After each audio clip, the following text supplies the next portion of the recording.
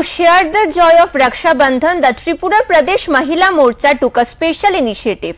At the Akhora checkpost, members of the Mahila Morcha celebrated the festival with border security force jawans. By tying Rakhis, the leader expressed gratitude to the soldiers for protecting the nation. Among those present was Mimi Mudumdar. The Raksha Bandhan celebration at the BSF camp was named Operation Sindoor. Along with Rakhis, the leaders also handed over sweets and gifts to the jawans. In this emotional moment, they pledged to stand beside the soldiers in their strong commitment to national security. Our brothers guard the borders to protect the nation, and through this Rakhi, we want to convey our gratitude for the sacrifice and the dedication, said the leaders.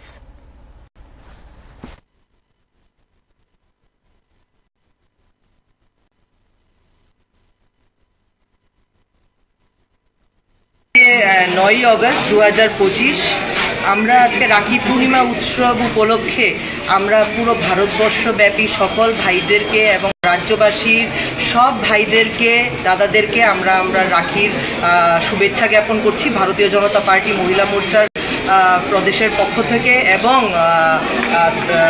আমার ব্যক্তিগত পক্ষ থেকেও।